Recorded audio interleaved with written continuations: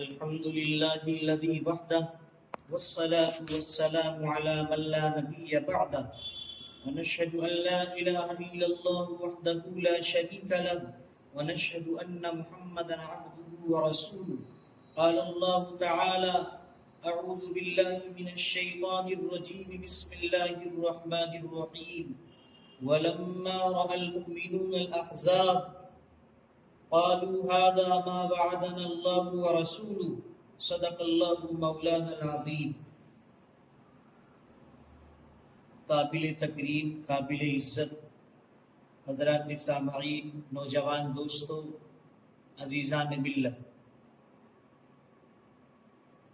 حضرت رسول اکرم علیہ السلام نے فاران کی جس چوٹی سے مکہ المکرمہ کے اندر اللہ کے اس پیغام کو عام کرنا شروع فرمایا، مکے کی یہ 13 سالہ زندگی کہ جس کے اندر رسول پاک علیہ السلام اور آپ کے جاباز صحابہ نے جس طرح سے مصائب اور تکالیفیں برداشت کی ہیں، اس دین متین کو ہم تک پہنچانے کے لیے تاریخ کے اندر اس طرح کی رودات اور کوئی نہیں ملتی۔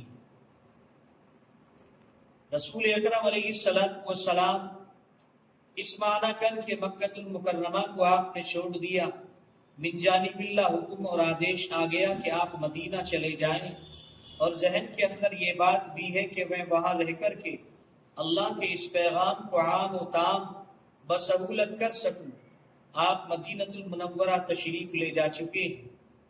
سن 2 ہجری کے اندر غزوہ بدر کا واقعہ، غزوہ بدر رونما ہوا، اور اسی کے چلتے ہوئے سن 3 ہجری میں رسول اللہ کو تیسرے سال کا آغاز مدینے کے اندر ہو چلا ہے، غزوہ احد رونما ہوا ہے۔ سن 4 ہجری کے اندر رسول پاک علیہ السلام کی کوشش اور تمنا یہ رہا کرتی کہ ہر تا قیامت یہ دین کس طرح سے عام اور تام ہو جائے۔ رسول پاک علیہ السلام نے سن 4 ہجری کے اندر 70 صحابہ کرام کا ایک وفد، ایک لشکر اہل نجد کی جانب آپ نے روانہ فرمایا۔ اس کے اندر اکثر لوگ علماء، حفاظ اور قراء حضرات ہیں۔ یہ وفد نجد کے پاس پہنچتا ہے، قبیلہ نجد کے پاس۔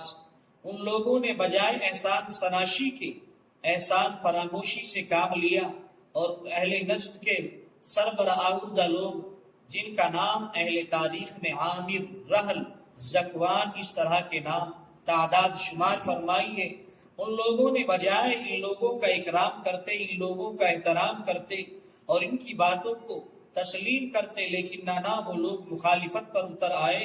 بالآخر جنگ کی نوبت آ گئی اور یہ 70 کے 70 صحابہ کرام وہاں پر شہید ہو گئے، اللہ کو پیارے ہو گئے۔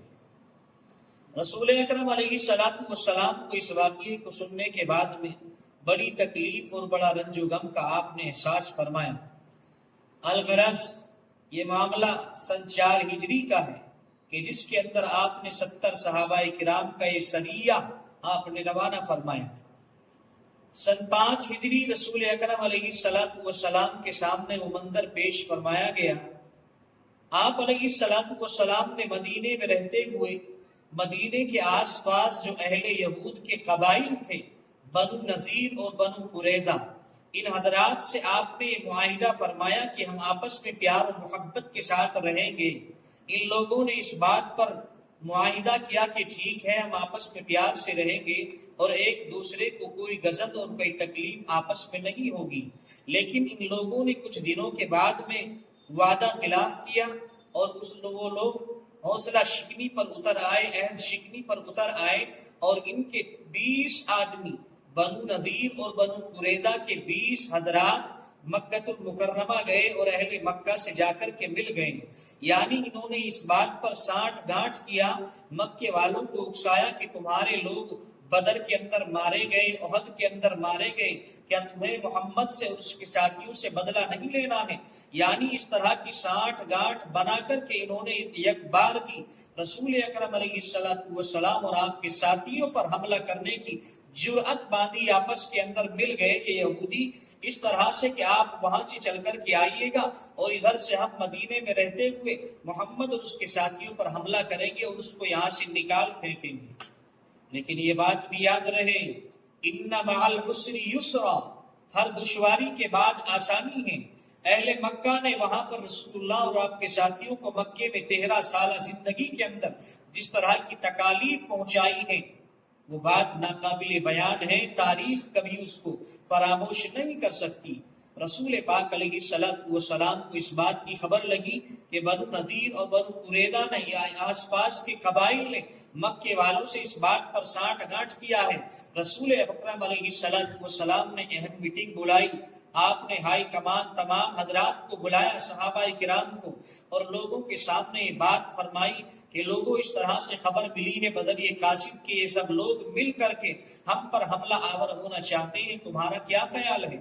آپ علیہ السلام کے جاباز صحابہ تو رسول اللہ کی ایک ایک ادا پر دیوانے اور متوالے ہیں، اپنی جان کا نذرانہ پیش کرنے کے لیے حاضر ہیں۔ صحابہ نے فرمایا یا رسول اللہ ہم ان سے جنگ کرنے کے لیے تیار ہیں اور جنگ کھلے میدان کے اندر لڑیں گے، اپنے جوہر دکھائیں گے، جام شہادت کا ہمیں شوق ہے۔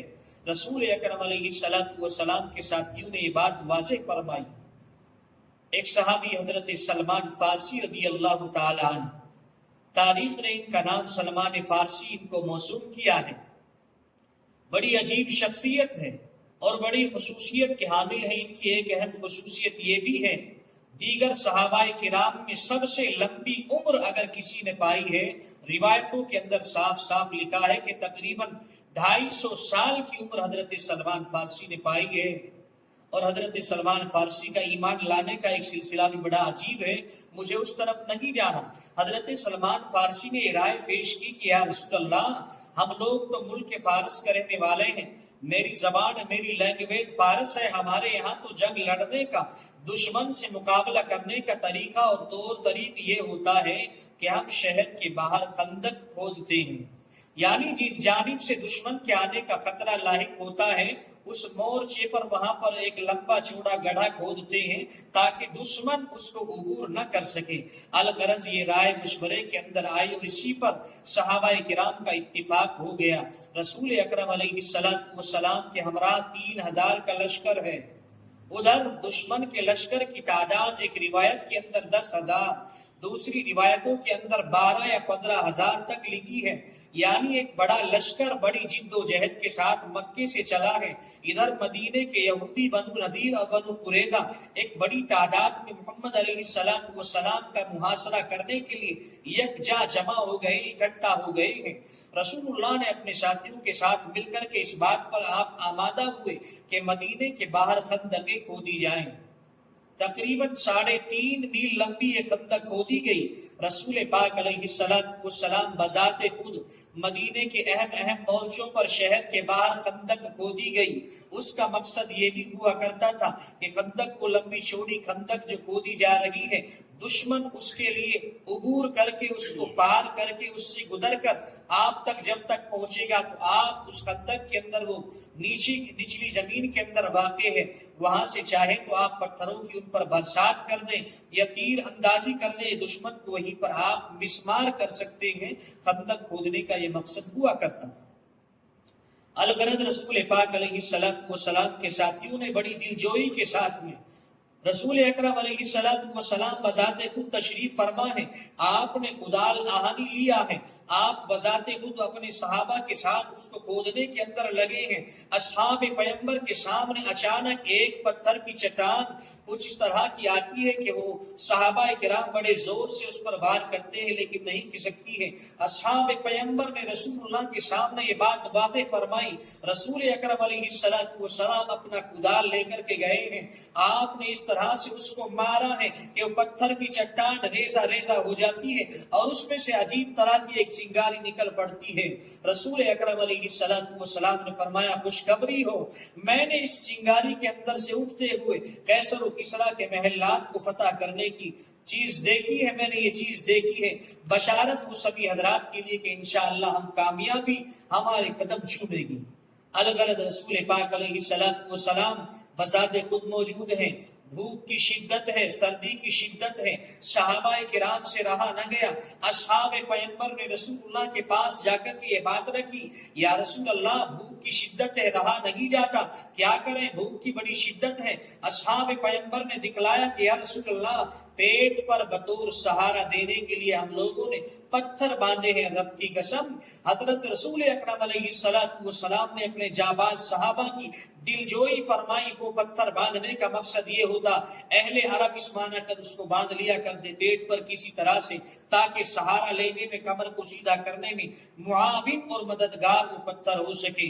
رسول اکرم علیہ السلام نے صحابہ کی بات سن لینے کے بعد میں آقا نے اپنے دامن کو اس طرح سے اوپر کیا اور فرمایا، اے میرے صحابہ تم دیکھتے ہو کیا منظر ہے؟ اصحاب پیغمبر نے دیکھا رسول اکرم علیہ السلام کے بطن مبارک پر، آپ کے شکم مبارک پر 2 پتھر بندھے ہوئے ہیں۔ الغرض ان حالات کو دیکھتے ہوئے ایک صحابی سے رہا نہ گیا، روایتوں کے اندر اس کا نام صاف صاف لکھا، حضرت جابر بن عبداللہ رضی اللہ تعالیٰ عنہ دوڑے ہوئے اپنے گھر گئے ہیں اور اپنی زوجہ سے، اپنی بیوی سے معلوم کیا کہ گھر کے اندر کچھ کھانے کو ہے۔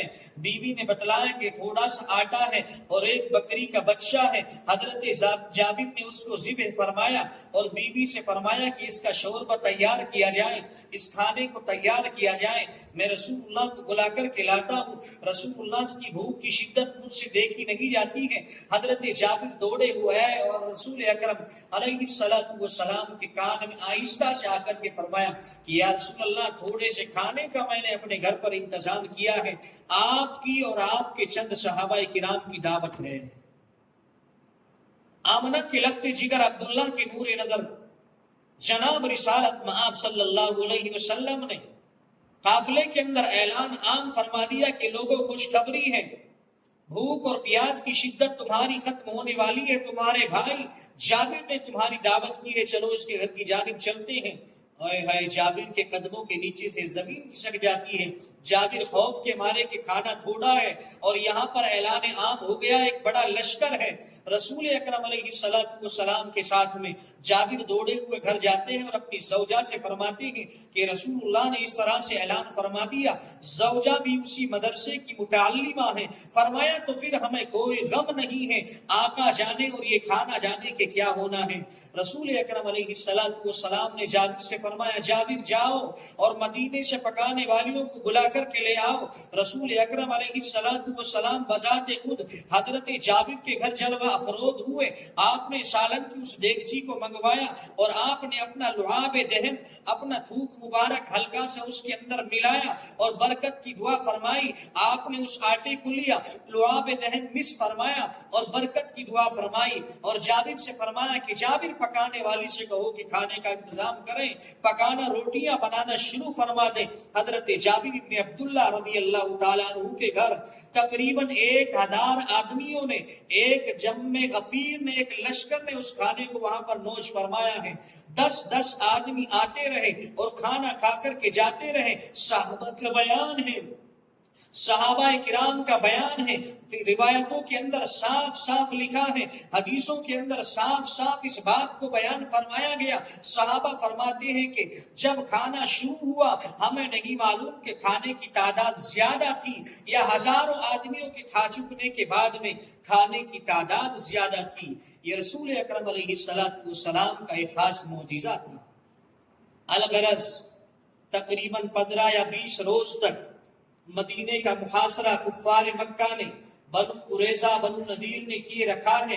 تیر اندازی ہوتی ہے، بسا اوقات رسول اکرم علیہ السلام کو اس بات کا علم کرنا ہے کہ ان کی تعداد لشکر کی کیا ہے۔ رسول اکرم علیہ السلام نے فرمایا، اے لوگو تم میں سے کون ہے جو جا کر اس بات کا مجھے خبر لائے، مجھے اس بات کا پتہ دے کہ دشمن کی تعداد کتنی ہے، اس کے لشکر کی تعداد کیا ہے، ان کے پاس انتظامات کیا ہیں۔ رسول اکرم علیہ السلام والسلام نے فرمایا جو اس کام کو کرے گا وہ جنت میں میرے ہمراہ ہوگا، میرا رفیق ہوگا۔ الغرض حضرت حذیفہ ابن یمان رضی اللہ تعالیٰ عنہ کو اللہ کے نبی علیہ السلام نے اس کام پر مامور فرمایا۔ حذیفہ جاتے ہیں اور دشمن کے لشکر کے اندر رات کے وقت گھس جاتے ہیں، ابو سفیان کے نہایت قریب پہنچ جاتے ہیں، سردی کی شدت ہے، وہ آگ پر تپ رہا ہے، تپا رہا ہے۔ ابو سفیان کے قریب حضرت حذیفہ ابن یمان پہنچتے ہیں اور چاہتے ہیں کہ اس کا قلعہ کما کر دیا جائے، اس کو قتل کر دیا جائے، لیکن رسول اللہ نے فرمایا تھا صرف تمہیں تعداد معلوم کرنی ہے، تعداد کا پتہ لگانا ہے، باقی اس سے آگے کوئی کام نہیں کرنا ہے۔ حضرت حذیفہ ابن یمان نے وہاں پر جا کر کے دیکھا کہ ان کے حالات کیا ہیں، حالات ان کے عجیب ہو چلے ہیں، کھانے کا جو رسد ان کے پاس ہے وہ ختم ہونے کے قریب ہے، جو توشے دان ہیں ان کے پاس وہ ختم ہونے کے قریب ہیں۔ آ کر کے حضرت حذیفہ ابن یمان رضی اللہ تعالیٰ عنہ نے رسول اکرم علیہ السلام سے اس بات کی خبر دی ہے۔ اور ایک بات اور صحیح، حضرت حذیفہ ابن یمان کو سردی کا زمانہ ہے، آپ علیہ السلام نے فرمایا تھا حذیفہ کھڑا ہو جا، سردی سے بدن کانپ رہا ہے۔ حذیفہ نے فرمایا یا رسول اللہ سردی کی بڑی شدت ہے۔ آپ علیہ السلام نے فرمایا کہ جا حذیفہ، آج کے بعد تجھے سردی کی شدت محسوس نہیں ہوگی۔ حذیفہ فرماتے ہیں کہ میں اس طرح سے دشمن کے لشکر کے اندر چلا گیا اور واپس بھی آ گیا، معلوم ہوتا تھا کہ میں کسی گرم حمام کے اندر گھوم رہا ہوں، پھر رہا ہوں۔ یہ رسول پاک علیہ السلام کا ایک خاص معجزہ تھا۔ حضرت رسول اکرم علیہ السلام کے جاباز صحابہ اس طرح کے اس محاصرے کے اندر ہر چہار جانب سے گھرے ہوئے اس طرح سے 15-20 روز تک تقریباً رہے ہیں۔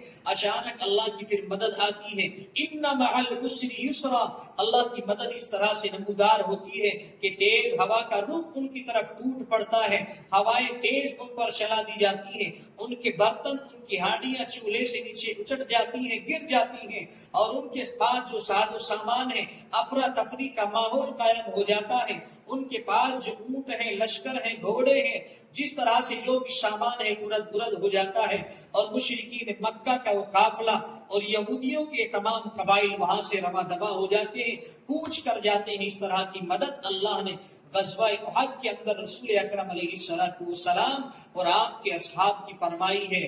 اس واقعے کو غزوہ احد، غزوہ خندق بھی کہا گیا، غزوہ احد نہیں، اس واقعے کو غزوہ احزاب کہا گیا۔ قرآن کریم نے اس کو احزاب کے لفظ سے موسوم کیا۔ احزاب حزبن کی جمع، اس کے معنی جماعت اور پارٹی کے ہیں، یعنی ہر جماعت یہودیوں کے اور مکے والوں کے مل کر کے رسول پاک علیہ السلام کا خاتمہ کرنے پر تلی تھی۔ اور مدینے سے باہر جو خندق کھودی گئی ہے، اہل تاریخ نے اس کا نام غزوہ خندق رکھا ہے، اور قرآن کریم نے اس کو غزوہ احزاب سے موسوم کیا ہے۔ الغرض یہ جس طرح کے واقعات ان تاریخی واقعات کے اندر رونما ہوئے ہیں، رسول پاک علیہ السلام کی ہر زندگی سے آپ کے نقش قدم پر ہم سبھی کو رب کائنات گامزن فرمائے، اور رسول اکرم علیہ السلام اور آپ کے جاباز صحابہ کی ایک ایک ادا پر ہمیں مر مٹنے کی توفیق عطا فرمائے۔ آمین۔ وآخر دعوانا ان الحمد للہ رب العالمین۔